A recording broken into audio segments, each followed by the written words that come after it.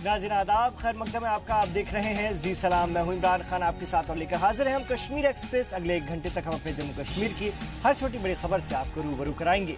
सबसे पहले हेडलाइंस। वजीर आला और डीजीपी की मौजूदगी में हुई कौमी तराने की बेहुरमती। कौमी तराने पर खड़े होने के बजाय बैठे बनाते रहे पुलिस एहलकारों के अहल खाना वीडियो। मुसलसल दूसरे दिन श्रीनगर में मिला आईईडी। एंटी बम स्क्वाड ने किया नाकाम। सड़क के किनारे रखा गया था 500 ग्राम आईईडी। मदरसे और स्कूल के मुतालिक आर्मी चीफ के बयान पर वजीर तालीम ने जताया सख्त एतराज का। तालीमी मामलों में मुदाखलत न करे आर्मी। दीनी दरसगाहों और स्कूली निसाब का दिफा किया। एमएलए फंड को लेकर हिज़्ब इख्तिलाफ ने लगाया हुकूमत पर संगीन इल्जाम। का सिर्फ पीडीपी बीजेपी का जारी हो रहा है एमएलए फंड। और सरकारी स्कूल में पढ़ने वाली इंशा अहमद ने दर्ज की तारीख। 10वीं के इम्तहानात में हासिल किया 99% से ज्यादा नंबर। 500 में से मिले 496 नंबर। आप देख रहे हैं कश्मीर एक्सप्रेस। वजीर आला महबूबा मुफ्ती ने कहा कि साबिक वजीर आजम अटल बिहारी वाजपेयी की पॉलिसी पर अमल करके ही हिंद पाक के ताल्लुकात में बेहतरी आ सकती है।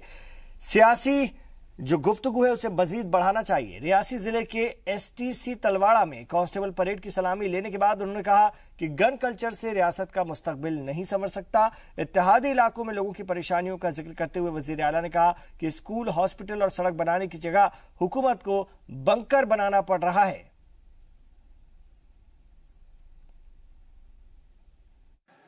आज हम बात करते हैं बंकर बनाने की। बॉर्डर के लोगों को बहुत बड़ा इनाम देंगे, बंकर देंगे, ताकि जब गोली चले तुम बंकर में छुप जाओगे। अरे ये तो जमाना है बॉर्डर के लोगों को अच्छे अस्पताल देने का, अच्छे स्कूल देने का, अच्छी तालीम देने का, अच्छे कॉलेज देने का, अच्छे रोजगार के मौके फराहम करने का। ये हम पीछे कहाँ जा रहे हैं जब इंसान गुफा में रहता था। आज हम फिर दोबारा एक माहौल बन रहा है जहां हम दोबारा बंकर यानी गुफा बना के लोगों को कहते हैं वहां से गोला आएगा आपको बंकर में। और कौमी तराने का हर जगह एहतराम होना चाहिए, खासकर ऐसे प्रोग्राम में जहां वजीर आला, पुलिस इंतजामिया के आला हुकाम और वहां इसकी बेहुरमती की जाए। जी हाँ, वहमो गुमान में भी इसका ख्याल नहीं किया जा सकता, लेकिन तस्वीरों में देखिए कि कैसे अगली सफ में बैठे लोग परेड की फिल्म बनाने में मशगूल दिख रहे हैं। इन्होंने खड़े होने की जगह कोई जहमत नहीं उठाई। दरअसल इस प्रोग्राम में पुलिस एहलकारों के अहल खाना को भी मदऊ किया गया था। कौमी तराने की धुन बज रही है, सभी लोग एहतराम में खड़े हैं, लेकिन हजरात वीडियो बनाने में ही मशगूल हैं।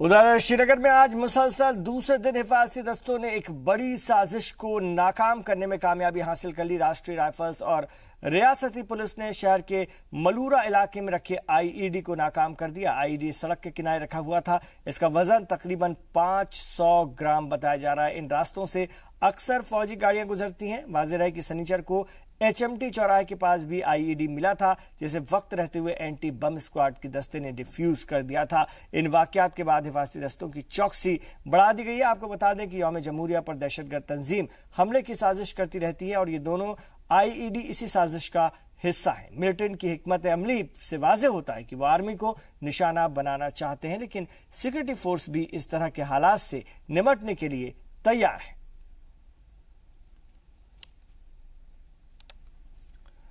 और आर्मी चीफ बिपिन रावत की जानिब से तालीमी निज़ाम और निसाब पर उठाए गए सवाल पर रद्दअमल आने का सिलसिला भी जारी है। वजीर तालीम ने आर्मी चीफ के बयान पर एतराज उठाते हुए कहा है कि फौज तालीमी निज़ाम में मुदाखलत न करे। सहाफ़ियों से बात करते हुए वजीर तालीम ने कहा कि महकमा तालीम को अपना काम करने दिया जाए। जम्मू कश्मीर के नक्शे के हवाले से उठाए गए सवाल पर अल्ताफ बुखारी ने कहा कि तमाम रियासतों के नक्शे होते हैं। मदरसों पर हो रही तनकीद का जवाब देते हुए वजीर तालीम ने कहा कि दीनी दरसगाहें भी तालीम हासिल करने का मरकज होती हैं, इसलिए उन पर इल्जाम तराशी करना ठीक नहीं है।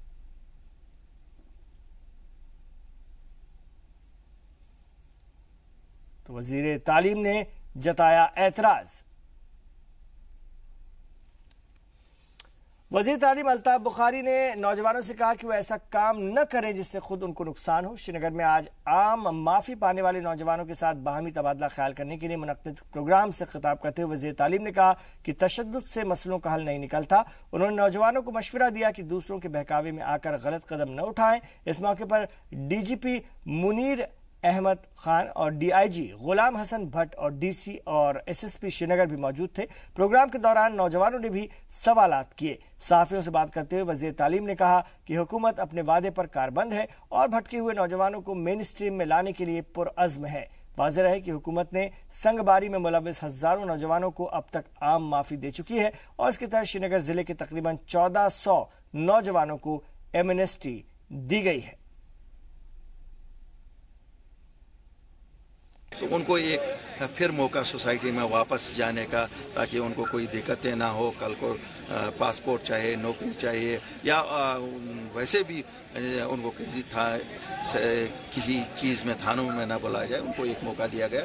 FIR उनके खिलाफ विड्रॉ करने की प्रोसेस एक थी। तो शहरी श्रीनगर के हवाले से तो 1400 विड्रॉ हो रहे हैं और मुझे खुशी है। मैं सबको, इनके वालिदैन को भी मुबारकबादी देता हूँ, इन बच्चों को भी मुबारकबादी देता हूँ और सबको मुबारकबादी देता हूँ। इसके अलावा भी आम लोगों से अपील करता हूँ कि जिन चीज़ों से हमें खुद को नुकसान हो जाए हमें नहीं करनी चाहिए। सुपर 50 में मुंतखब तलबा को अब हुकूमत की जानिब से रिहाइश की सहूलियात भी फराहम की जाएगी। गुज़िश्ता दिनों वज़ीर तालीम अल्ताफ बुखारी ने कोठी बाग में वाक़ई government girls higher secondary school में सुपर 50 कोचिंग सेंटर का इफ्तिताह करते हुए इसका ऐलान किया।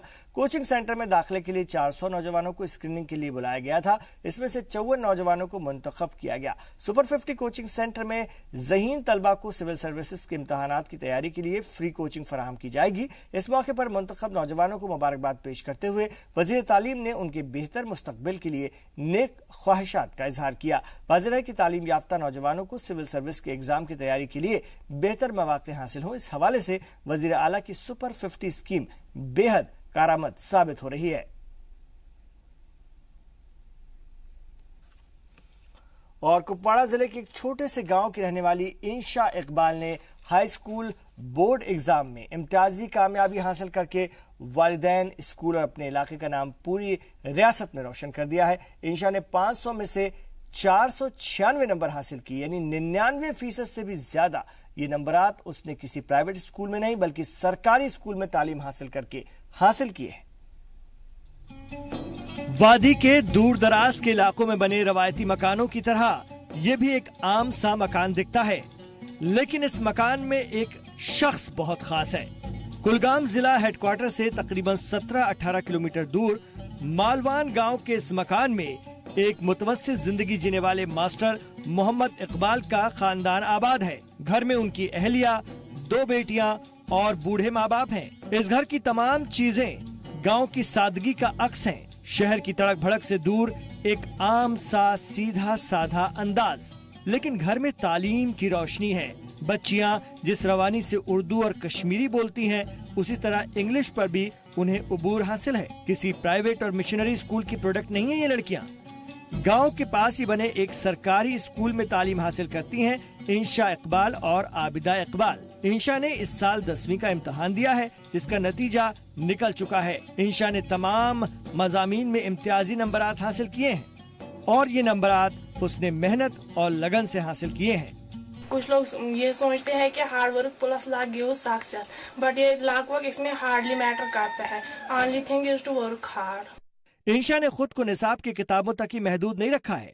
उससे बात करने पर अंदाजा होता है कि समाज की नफ्सियात को भी वो समझती हैं। खासकर तालीम को लेकर तलबा और आम लोगों की जो सोच है उसका मुशाहिदा दिलचस्प है। कम उम्र में उसने जो नतीजा अखज़ किया है उस पर पहुंचने में लोगों को लंबा अरसा लग जाता है। जो लोग गवर्नमेंट स्कूल में अपने बच्चों को पढ़ाना चाहते हैं वो लोग काफ़ी ध्यान से नहीं उनको पढ़ाते हैं। वो लोग समझते हैं कि फीस स्ट्रक्चर उनका ठीक नहीं है, इसीलिए वो ध्यान नहीं देते हैं अपने बच्चों को। जो प्राइवेट स्कूलों में उनका फीस स्ट्रक्चर बहुत ज़्यादा होता है और बच्चों को इम्प्रेस करते हैं, बच्चों को प्रेशराइज करते हैं कि आपका इतना फीस है और आपको इतनी ज़्यादा तालीम हासिल करनी है। इसीलिए वो लोग कामयाब नहीं, जो लोग गवर्नमेंट स्कूल में होते हैं वो लोग ज़्यादा कामयाब नहीं होते हैं। इंशा की कामयाबी से घर वालों का खुश होना लाजमी है। बुजुर्गों की दुआएं, माँ बाप की शफकत, बहन की मोहब्बत, लेकिन इन सबसे बड़ी चीज थी तरबियत और गाइडेंस। इंशा के जिम्मे बस एक ही काम है और वो है पढ़ना। जब इंशा एग्ज़ाम देने के लिए चली जाती है तो वो पहली अपनी ग्रैंडफादर को रुखसत के लिए जाती थी, तो वो थोड़ी वो क्या है, पैरालाइजर है, उसकी ज़बान भी अभी उतनी ज़्यादा नहीं चलती है, तो वो उसी थोड़ी ही ज़बान में उसे बोलता था, चलो अल्लाह ताला आपको कामयाब करे, चलो जा खुदा के हवाले। तो मैं बच्चों को कोई दीगर काम नहीं देता हूँ, सिर्फ पढ़ाई की तरफ तवज्जो देता हूँ। तो यही तो वजह है कि हम तो खुश है इस बात पर कि हमारे स्कूल ने जब से ये अपग्रेड हुआ हायर सेकेंडरी हाई स्कूल के लेवल तक, तो इसने अव्वल से ही अच्छी कारकर्दगी दिखाई है। मालवान के करीब ही बानीमुल्लाह के इस गवर्नमेंट हाई स्कूल से इंशा का तालीमी सफर शुरू हुआ है। वो कहते हैं ना कि होनहार पूत के पाँव पालने में ही नजर आ जाते हैं। स्कूल के असातिज़ा ये बात पहले दिन से समझ गए थे। उन्हें पता था कि ये लड़की स्कूल का नाम रोशन करेगी। इस बच्चे को पिछले 3 साल से पढ़ा रहे और जानते थे कि ये कितनी इंटेलिजेंट है और इस बच्ची में वो सब सलाहियत मौजूद थे जो उसको इस इम्तियाजी पोजीशन हासिल करने में उसको दरकार थे।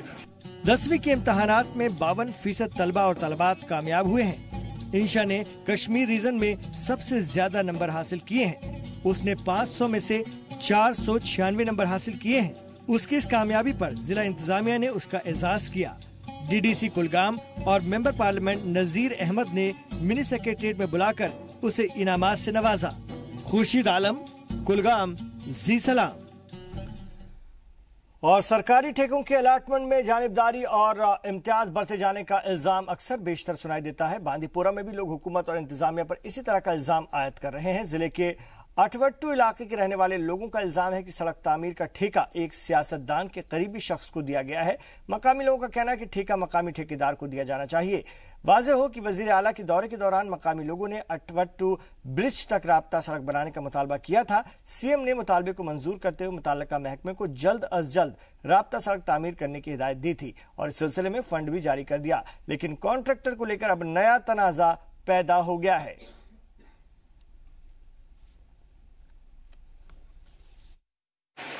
मैं खुद कल गया, डीसी ऑफिस गया, मैंने कल तमाम दफ्तरों में गया। मैं खुद ये अपने ये पुल बनाऊंगा। इधर हमारी बहन है या मजदूर भाई खुद काम करेंगे। कल मैं गया बांडीपुर, उधर एसीडी साहब पास में गया, उसने बोला आपने ये करेगा, ये कौन के उसने ये चुकाया, उसने 1 लाख रुपया खाया। वो कोई हक खान मिनिस्टर है, उसको कोई इधर रिश्तेदार है विजयरा में, कोई उनको उधर रिश्तेदार है, उसने बोला उसी को ये काम उसने दिया। डीसी साहब ने कल ये बोला कि एसीडी साहब को, हाँ ये सही बात है, अवाम पूरे मांगे कर रहे हैं, ये अवाम के हक बनते हैं। जब अवाम के पुल खुद बनाने की शौक है तो दे दो इनकी। उसने इस बात पर गौर नहीं किया है सर। सिर्फ ये चाहते हैं कि ये काम अटवट्टू लोग करेंगे, खुद गाँव करेंगे। 1947 के बाद पाकिस्तान से आए मुहाजिरीन की शहरियत का मामला आज़ादी के 70 साल बाद भी नहीं सुलझ पा रहा है। उस वक्त तकरीबन 5000 से ज्यादा खानदान हिजरत करके जम्मू कश्मीर आ गए थे और इस हवाले से मुस्तकिल कोशिश हो रही है कि लेकिन तकनीकी खामियों के पेश नजर ये मसला अब तक हल नहीं हो पाया। इस मामले पर हमारे नुमाइंदे सैयद तजम्मुल ने बात की बीजेपी के रुकन असम्बली चरणजीत सिंह खालसा से। जम्मू कश्मीर में सियासत बहुत तरफ से की जाती है। जहां तक हम उन रिफ्यूजीज की बात करें जो कि इसी मुल्क के हैं, इसी स्टेट के हैं, कुछ रिफ्यूजीज ऐसे भी हैं जिन्हें 51, 53 और जो भी जंगें हुई, कुछ लोग उधर भटक के रह गए, कुछ लोग इधर भटक के रह गए। चरणजीत सिंह खालसा जो कि सीनियर लीडर हैं भारतीय जनता पार्टी के, अपर हाउस में उनकी नुमाइंदगी भी करते हैं। बहुत बहुत शुक्रिया चरण जी। पहले बताएगा कि ये जो परमानेंट रेजिडेंट सर्टिफिकेट का इशू है, आप कई बार लेके आए थे कि उन लोगों को भी शामिल किया जाए जिनका इसमें कोई कसूर नहीं है, तो क्या वजह रही अभी तक सरकार उसका जवाब नहीं दे पाई? ऐसे है 5300 लोगों को जब हम पीओके से आए थे, जो कि बीजीओके कहते हैं, तो उन लोगों को गवर्नमेंट की कंसेंट से स्टेट से बाबेस पर उनके पास जगह नहीं थी, प्रॉब्लम थी फाइनेंशियल, स्टेट की गरीबी स्टेट के अंदर, उन्होंने उनको बाहर भेज दिया।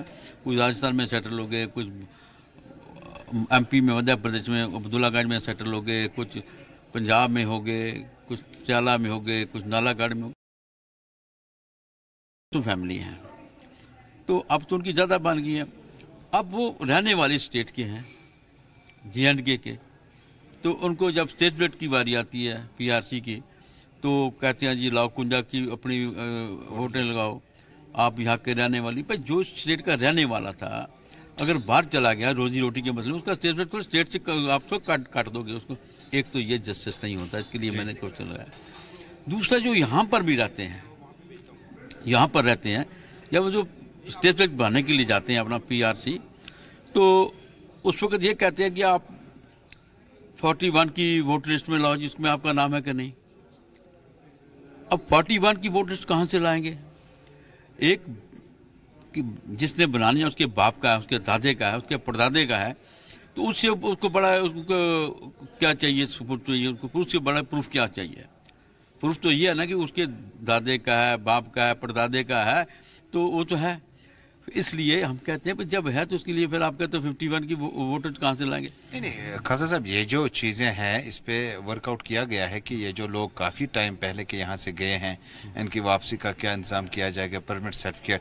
तो इसमें गवर्नमेंट जो है डिविजनल कमिश्नर लेवल पर, चीफ सेक्रेटरी लेवल पर, वो क्या कह रही है? उसमें रुकावट कहाँ पर है? लोग कहते हैं जी ये बना है जी, ऐसे नहीं। फिर जब मैंने एक को कहा भाई बताओ इसके बाप का है, इसके दादे का है, तो इसको क्यों नहीं मिलेगा? बताओ भाई, इसको क्यों नहीं मिलेगा? मुझे बताओ ना। कहते नहीं जी, क्योंकि 5000 से ज्यादा लोग हैं ये। नहीं 5000 तो चले गए, वो बकरे हैं क्योंकि यहाँ पर रहते हैं, उनके साथ भी डिस्क्रिमिनेशन होती है ना। जब स्टेट ब्लेड बनाने जाते हैं तो उनको भी ये प्रॉब्लम आती है, साल 2 साल फाइलें बंद रहती हैं। वो कहाँ से 50, ये करप्शन का साधन बन जाता है। जब वो 51 की वोट ढूंढने जाएंगे वोटर, तो जो निकालेगा वो कहेगा है नहीं जी, उसको 1000 पैसे लो तो निकालो। ये एक साधन बन जाता है।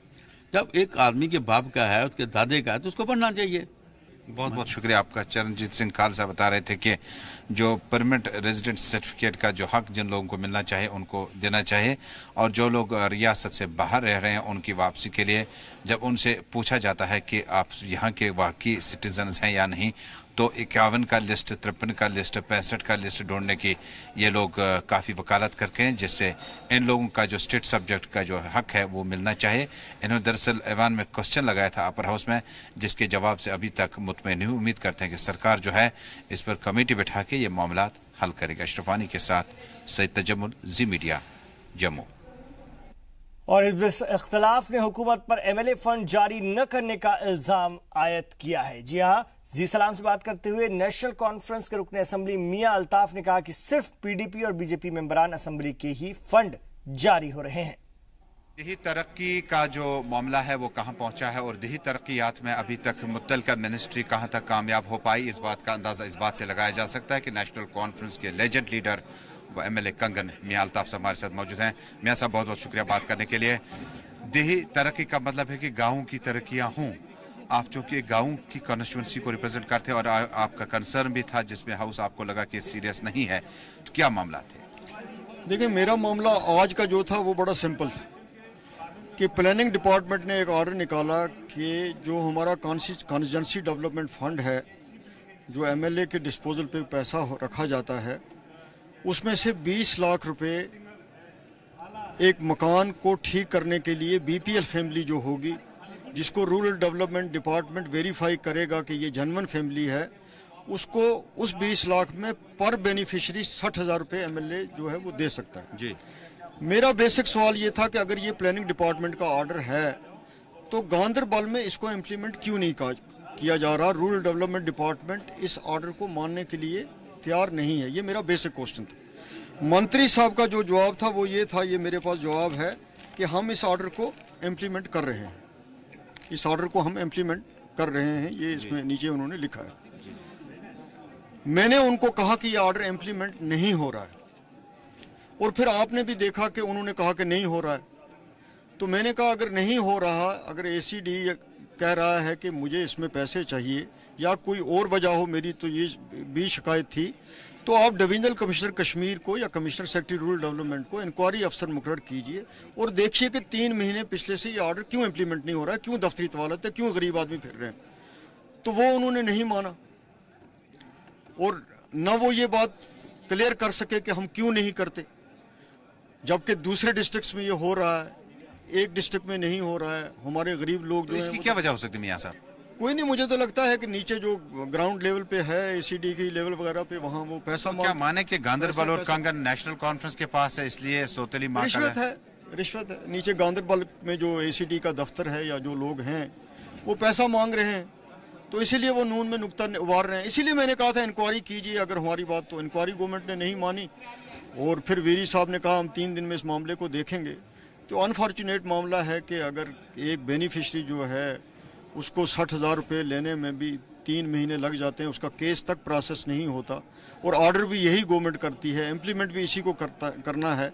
तो ये आपने देखा कि टोटल जवाब देने में भी कंफ्यूज थे। अब हमारा फ़र्ज़ था अपनी बात पहुंचाना जितनी हम कर सकते थे, और मुझे लगता है कि मेरी बात जो थी वो जनवन थी और वो नहीं सुनी गई। बहुत बहुत शुक्रिया मियाँ साहब। मियाँ अल्ताफ़ हल्का इंतखाब कंगन को नेशनल कॉन्फ्रेंस के लिए लगातार गुज़श्ता कई दहाइयों से रिप्रेजेंट करते आए हैं।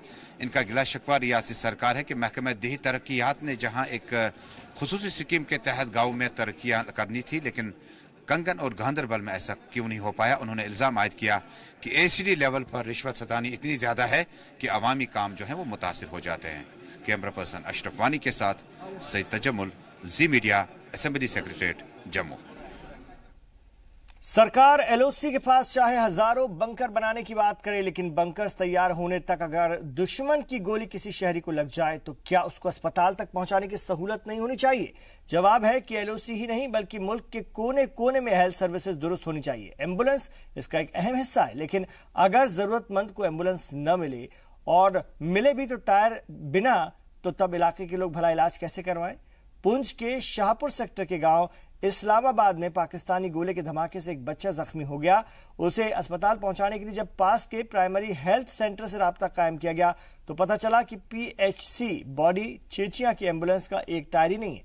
जख्मी बच्चे को चंदा करके अस्पताल तो ले जाया गया, लेकिन ये वारदात ये सरकार को एक नसीहत दे गया है। बंकर्स के साथ साथ सरकार को नए हेल्थ सेंटर्स कायम करने होंगे और पुराने हेल्थ सेंटर्स दुरुस्त भी करने होंगे।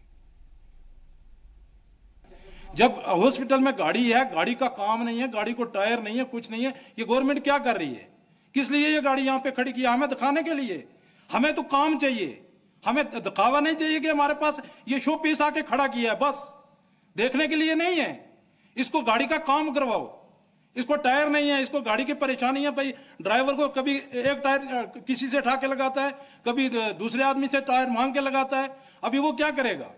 वो कहां से जेब से लाएगा टायर, या टायर ला के डालेगा? पहले नंबर एम्बुलेंस की प्रॉब्लम है। एम्बुलेंस यहाँ पे पहले नंबर टायर पंचर होता है। अगर टायर पंचर भी वो यादाश साहब हैं वो ठीक करवा के लाते हैं। उसके बाद ये रास्ते से जाती है कोई मरीज़ लेने के लिए, तो रास्ते में 3-4 जगह ही ख़राब होती है। फिर वो मरीज़ अगर वहाँ से पुंछ ले जाने में कितनी दिक्कत होगी। गाड़ी प्राइवेट मिलती नहीं, अगर प्राइवेट मिलती भी है टाइम पे नहीं मिलती। किश्तवाड़ जिले के मरवा इलाके में तिब्बी सहूलियात की अदम दस्तयाबी से लोगों को खासी मुश्किलों का सामना करना पड़ रहा है। इलाके की आबादी तकरीबन 30,000 के आसपास है और इन सब की सेहत का जिम्मा एक पीएचसी ने संभाल रखा है। सीरियस मरीजों को इलाज के लिए डिस्ट्रिक्ट हॉस्पिटल या फिर जम्मू मेडिकल कॉलेज ले जाना पड़ता है। वाज़ेह की सर्दियों में बर्फबारी के सबब यह इलाका दूसरे हिस्सों से कट जाता है। राब्ता सड़क न होने के सबब सफर करना भी आसान नहीं होता। ऐसे में शदीद तौर पर बीमार मरीजों के लिए हमेशा खतरा बना रहता है।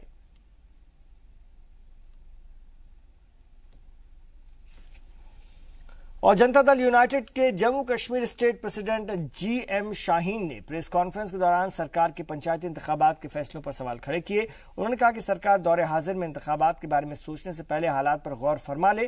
उन्होंने सवाल किया कि क्या रियासत इस वक्त किसी भी तरह के इंतखाबात के लिए तैयार है।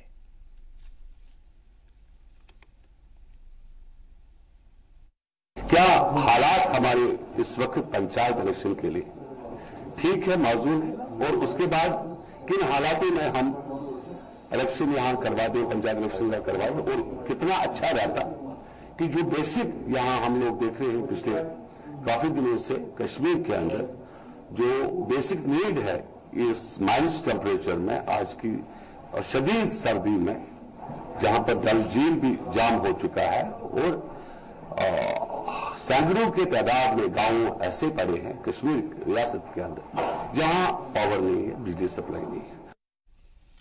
गुलमर्ग और तनमर्ग के अलग अलग ट्रेड यूनियन के लोग गुलमर्ग में यूनाइटेड होकर अपनी नाराजगी का इजहार कर रहे थे। नाराज लोगों का कहना था कि वजीर सयाहत और वजीर आला से मुलाकात करवाने की बात को लेकर कई दफे उन्हें बुलाया गया, लेकिन मुलाकात नहीं हो सकी। सीएम का प्रोग्राम मुलतवी हो जाने के बाद भी उन्हें कई दफे बुलाकर परेशान किया गया।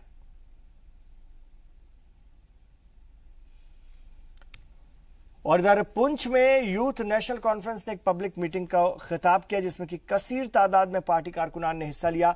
इस मौके पर यूथ नेशनल कॉन्फ्रेंस के प्रोविंशियल प्रेसिडेंट एजाज जान ने पीडीपी बीजेपी सरकार पर लोगों से किए गए वादे न पूरे करने का इल्जाम लगाया। उन्होंने पीडीपी बीजेपी का इत्तेहाद पूरी तरह से फेल होने की बात कही। इस मौके पर नेशनल कॉन्फ्रेंस के कई नेता मौजूद थे। मीटिंग को खिताब करते हुए एजाज जान ने तहसीलदार मंडी को सरकार की गलत पॉलिसीज को लेकर एक मेमोरेंडम भी दिया।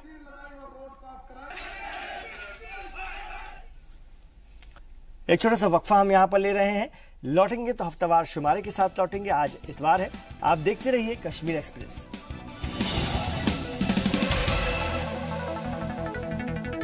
आप देख रहे हैं कश्मीर एक्सप्रेस। ब्रेक के बाद खैर मकदम है आपका। और अब हफ्तावार शुमारा, जो वो खबरें जो गुज़िश्ता हफ्ते सुर्खियों में रहीं। बजट सेशन शुरू होने के साथ ही रियासत में सियासी गहमा गहमी भी बढ़ी हुई। सबकी नजर वजीर खजाना हसीब दरोबर पर थी, और जिन्होंने 11 जनवरी को रवा साल का माली बजट पेश किया। तारीफ और तनकीद का दौर जारी है और ये आगे भी जारी रहेगा। बहरहाल मौजूदा बजट में सार्फिन, ताजिर और प्राइवेट सेक्टर को सूद और जुर्माने से राहत दी गई है। वहीं किसानों को भी खुश करने की कोशिश की गई। गुज़िश्ता 3 माह से वजीर खजाना हसीब दराबू और वजारत मालियात का पूरा अमला 2018-19 की बजट की तैयारियों में लगा हुआ था। बुध को देर शाम तक बजट की नोक पलक संवारी जाती रही। बजट पेश करने से पहले वजीर खजाना ने वादा किया था कि बजट 2018-19 में सबके मफादात का ध्यान रखा जाएगा। बजट पेश करने के लिए वजीर खजाना जब खड़े हुए तो सुबह का हंगामा थम चुका था। वजीर आला की क़यादत में ट्रेजरी बेंच के सभी मेंबरान मौजूद थे। हिज़्ब इख्तिलाफ के लीडर उमर अब्दुल्ला भी बजट को बगौर सुनते रहे। वादे के मुताबिक वजीर खजाना ने सबसे पहले गैर तरबियत याफ्ता और ट्रेंड मुलाजमीन को खुशखबरी दी। A few months ago, sir, we hiked the minimum wages of the working class substantially. The minimum wages of unskilled workers were raised from 150 rupees to 225, while those of skilled labor from 350 from 225. A new category of highly skilled workers was introduced, and rupees 400 was fixed as the minimum wage.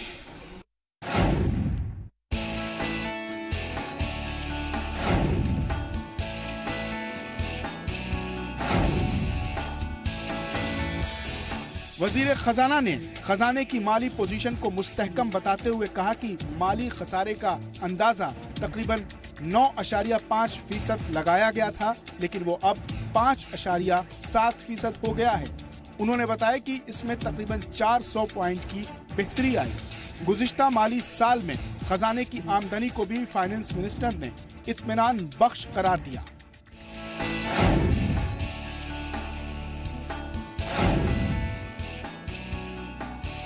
Tax वसूली के लिए हुकूमत ने 9,931 करोड़ रुपए का तखमीना लगाया था, जबकि उसे मिले 10,000 करोड़ रुपए। बजट में किसानों पर खास तवज्जो दी गई है। जाफरान की काश्त को फरोग देने के लिए वजीर खजाना ने 5 करोड़ रुपए मुख्तस किए हैं।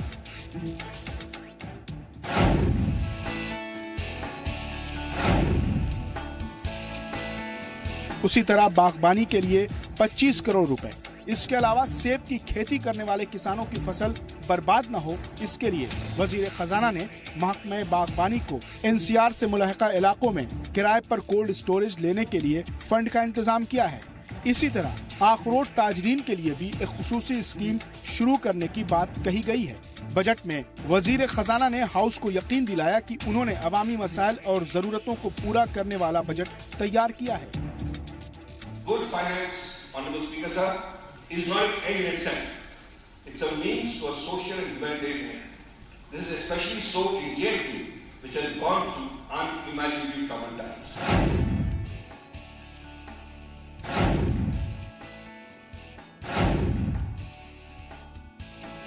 लगातार चौथा बजट पेश कर रहे वजीर खजाना ने सार्फिन, ताजिर, तलबा और प्राइवेट सेक्टर को भी राहत देने का ऐलान किया है। VAT 2005 और सेल्स टैक्स एक्ट के तहत आने वाले ताजरीन के बकायाजात पर जुर्माना और सूद माफ कर दिया गया है। इसी तरह सनती इदारों, होटल और टूरिस्ट रिजॉर्ट पर बकायाजात बिजली बिलों पर भी सूद और जुर्माना माफ कर दिया गया है। जबकि ट्रांसपोर्ट सेक्टर को जुलाई 2016 से 31 मार्च 2017 के दरमियान के टोकन और पैसेंजर्स टैक्स के जुर्माने और सूद अदायगी से छूट दे दी गई है। आला तालीम के लिए कर्ज लेने वाले तलबा कोर्स को मुकम्मल करने के बाद इसे अदा कर सकेंगे। वजीर खजाना ने ऐवान को बताया कि खर्च के लिए मुख्तस की गई रकम को हुकूमत सही मद में खर्च करने के लिए पुरअज़्म है। All monies were released on the 10th and 11th of February 2017, along with very strict discipline of no reappropriation after December 31st, has resulted in more than 50% of the outlays being spent by December 31st, 2017. वजीर खजाना ने handcraft और handloom sector को फरोग देने के लिए 5-5 करोड़ रुपए दिए हैं। उन्होंने 7वीं पे कमीशन और हुकूमत की जानिब से बकायाजात की अदायगी का यकीन दिलाया। सैयद तजम्मुल के साथ राजन वैद, जम्मू, जी सलाम। गुज़िश्ता हफ्ते असम्बली में हंगामों का दौर जारी रहा। मुख्तलिफ मसाइल को लेकर हिज़्ब इख्तिलाफ एहतजाज करता रहा। अपोजिशन का इल्जाम रहा कि स्पीकर उन्हें बोलने की इजाजत नहीं दे रहे हैं। यही वजह है कि तकरीबन वॉकआउट होता रहा। लेकिन उमर अब्दुल्ला की तकरीर के दौरान ऐवान में सभी मौजूद रहे। उमर अब्दुल्ला ने खासतौर से महबूबा हुकूमत को हर महाज पर घेरने की कोशिश की, लेकिन साथ ही साबिका सरकारों की गलतियों को न दोहराने का मशवरा भी दिया। 3 साल हो गए इस अलायंस को। बजट सेशन से ऐन कबल साबिक वजीर आला उमर अब्दुल्ला ने असेंबली में अपने पहले खिताब में PDP BJP इत्तेहाद हुकूमत पर जबरदस्त हमले किए। गवर्नर के खुतबे पर बहस में हिस्सा लेते हुए उमर अब्दुल्ला ने सरकार से जानना चाहा कि जिन हुसूलियाबियों का जिक्र किया गया है क्या वो हकीकत पर मुबनी है और इनमें ऐसा नया क्या है जिसका जिक्र किया जा रहा है। सरकार की 3 साला मुद्दत कार को पूरी तरह नाकाम बताते हुए उन्होंने कहा कि इससे बेहतर काम तो साबिका PDP और कांग्रेस सरकार ने अंजाम दिया। शायद कभी कभी हम भूल जाते हैं कि मुफ्ती मोहम्मद सैयद साहब अल्लाह मग़फ़िरत करे, जब पहली बार वज़ीर आला बने तो सिर्फ 3 साल के लिए बने। उनके पास थे 3 साल। अगर उन्होंने अपने 3 साल गवाए होते जिस तरह आपने गवाए तो दिखाने के लिए उस वक्त आपके पास कुछ नहीं होता। आजाद साहब को तो 3 साल भी नहीं मिले, तब भी कुछ चीजों पे एक उन्होंने दावा करने का हक रखा। उमर अब्दुल्ला ने मौजूदा हुकूमत पर हुर्रियत के दबाव में काम करने का इल्जाम आयद किया। अनंतनाग ज़िमनी इंतखाबात के हवाले से उन्होंने कहा कि 21 सालों बाद कोई हुकूमत इतनी मजबूर दिखाई दे रही है। पहली मर्तबा पार्लियामेंट का इलेक्शन हुकूमत के तरफ से हो नहीं पाया। पहली मर्तबा। इस बात के बावजूद कि तमाम रिपोर्ट्स, इंटेलिजेंस, सबों की राय ये थी कि किसी तरह इलेक्शन करा दो, आप लोगों से इलेक्शन हो नहीं पाया। पंचायत इंतखाब की मुतय्यना तारीख पर मुनाकिद किए जाने को लेकर भी उन्होंने शकूक व शुबहात का इजहार किया। पंचायत के इलेक्शन आप करना नहीं चाहते हो, ये आपकी दिल की बात है, ये आपकी मजबूरी है करना। पता नहीं आप कर भी पाओगे या नहीं, वो तो अभी देखना बाकी है। आप में से कोई नहीं है जो पंचायत का इलेक्शन चाहता है। अंदर अंदर से हम जानते हैं क्योंकि आप सबों से बातचीत हो जाती है। यहां तकरीरों में आप क्या कहेंगे वो दूसरी बात है। मजबूरी है, देखते हैं। मिलिटेंसी के मुद्दे पर भी उमर अब्दुल्ला ने सरकार को घेरने की कोशिश की। उन्होंने कहा कि बड़ी तादाद में मिलिटेंट की हलाकत दरअसल कामयाबी नहीं बल्कि नाकामी है। यहां दावे किए जाते हैं तो उन बातों पे जिन पे हमें अफसोस होना चाहिए। हमने 200 से ज्यादा मिलिटेंट मारे, ये कोई फख्र की बात है? मिलिटेंट बने तब तो आपकी मजबूरी हुई मारने पे, और बने भी आपके दौर में। अगर पिछले सालों के मुकाबले इस साल ज्यादा मिलिटेंट मरे, वो इसलिए मरे क्योंकि ज्यादा मिलिटेंट बने। मुज़ाकरातकार दिनेश्वर शर्मा की तकर्रुरी को लेकर भी एनसी के कारगुजार सदर ने सवाल उठाए। उन्होंने कहा कि सरकार को ये वाज़ेह करना चाहिए कि उनके अख्तियारात और उनके मैंडेट क्या हैं। उन्होंने कहा कि मुतज़ाद बयानात से सिर्फ गैर यकीनी सूरत हाल पैदा होती है। दिनेश्वर शर्मा साहब का काम नहीं है ट्रांसफार्मर ठीक कराना और नलकों में पानी फराहम करना या रोजगार के ऑर्डर देना। अगर ये स्पेशल रिप्रेजेंटेटिव हैं और गवर्नर साहब ने खुतबे में इसका जिक्र किया है तो इनका दायरा जो है और इनकी जो जिम्मेदारी है वो अलग होनी चाहिए। उमर अब्दुल्ला ने सरकार से साबिका हुकूमत की गलतियों का इयादा न करने की अपील की। अब अगर हम पुरानी गलतियों को बार बार दोहराएंगे तो फिर वैसे भी लोगों का ज्यादा भरोसा रहा नहीं इस प्रोसेस में। कुछ हमारी गलतियां, कुछ विरासत में हमें मिली, लेकिन अगर हमारी गलतियों को और विरासत में जो हमें मिला है, अगर उसको आप दुरुस्त नहीं करेंगे, अगर उसमें आप एक और चैप्टर लिखेंगे तो फिर क्या फायदा। जम्मू कश्मीर मुल्क की वाहिद रियासत है जहां खानदानी सियासत की बागडोर दूसरी नस्ल के हाथ में है। सियासतदानों की ये नई नस्ल अपने पेशरवों से मुख्तलिफ है। ये जहां अपनी गलतियों को कबूल करती है, वहीं दूसरों को उसकी कामयाबी पर मुबारकबाद भी पेश करती है। उमर की तकरीर इसी को साबित करती है। अब महबूबा मुफ्ती के जवाब का इंतजार है। ब्यूरो रिपोर्ट, जी सलाम। यहाँ रुक रहे हैं एक छोटे से वक्फे के लिए, लौट रहे हैं। आप देखते रहिए कश्मीर एक्सप्रेस।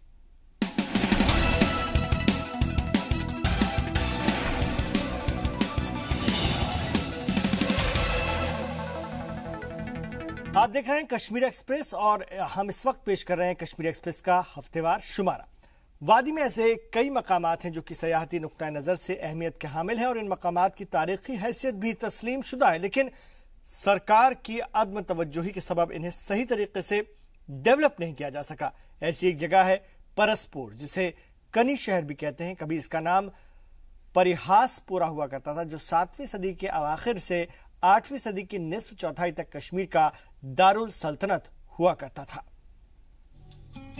बयाबान व सुनसान सा दिखने वाला ये इलाका बारामूला जिले के पट्टन के पास वाक़े है। सदियों कबल ये इलाका आबाद और पुर्रौनक रहा होगा। 7वीं सदी में ललितादित्य मुक्तापिद के दौर इक़्तिदार में इस शहर की तामीर हुई थी और इसे नाम दिया गया परिहासपुर। महल और 4 मंदिरों की तामीर के बाद ललितादित्य ने अपनी राजधानी श्रीनगर से मुंतकिल कर परिहासपुर में आबाद कर ली। परिहासपुर यानी हंसी और मुस्कुराहट का शहर। गुजरते वक्त के साथ इसकी हंसी व मुस्कुराहट गायब होती चली गई। अब महज बाकियात बची हुई है। झेलम के पठारी इलाकों में बनी इन इमारतों की डिजाइन से इनकी कदामत का अंदाजा होता है। फर्ने तामीर का ये नमूना 7वीं सदी के आसपास का है।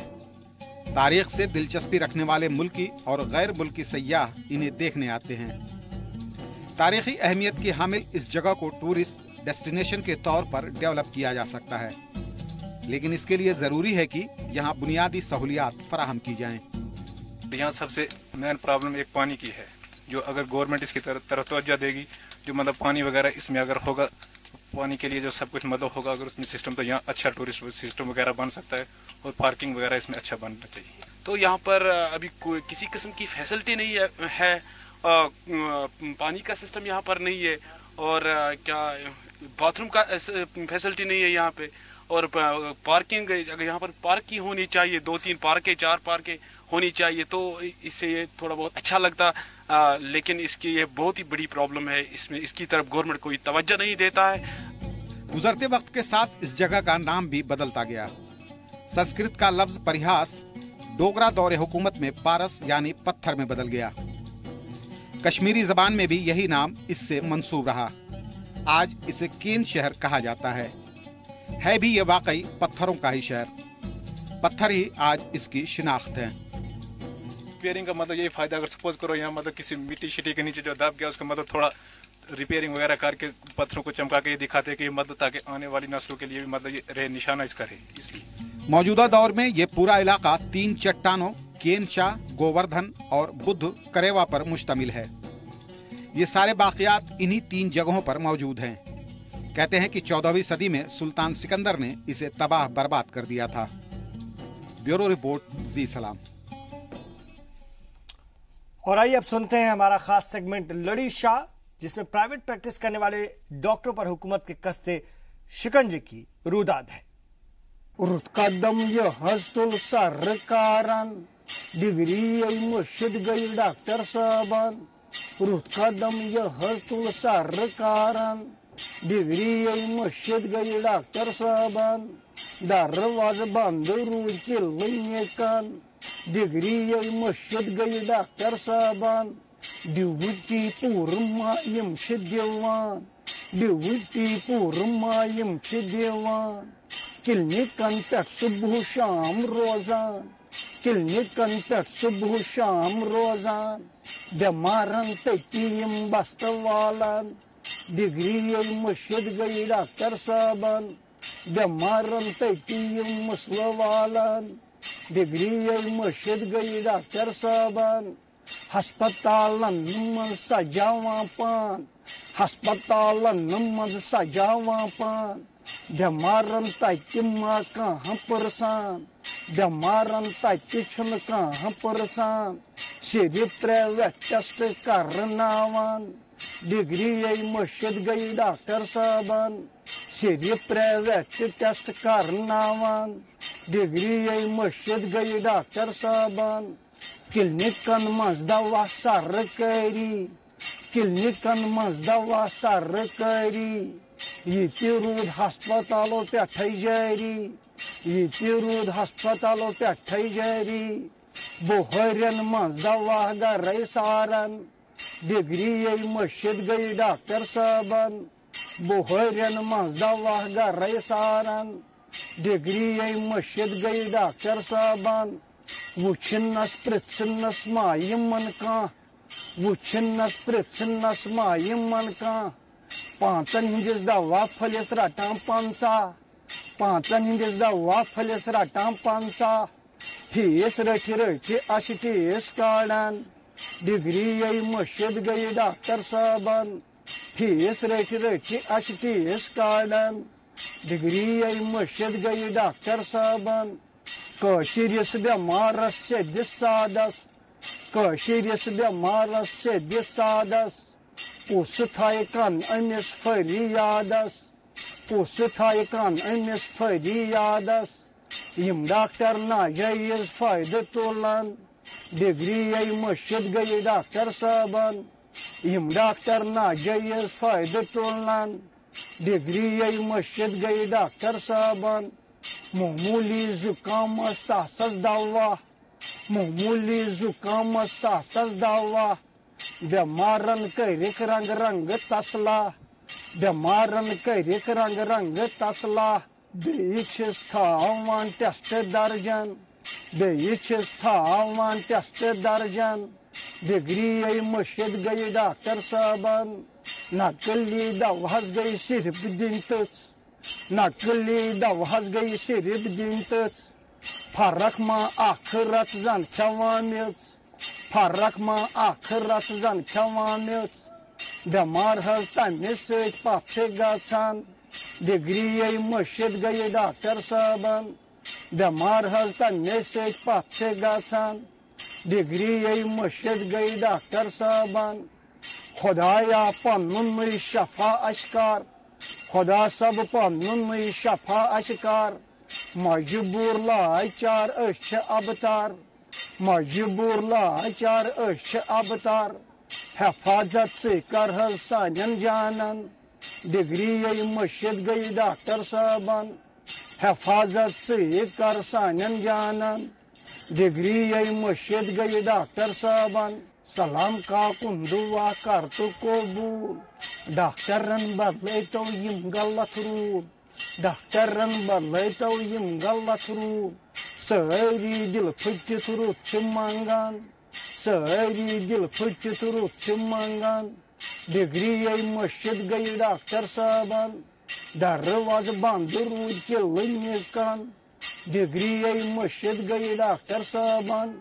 रुत कदम ये हस्तुल सरकारन डिग्री मस्जिद गई डॉक्टर साहबान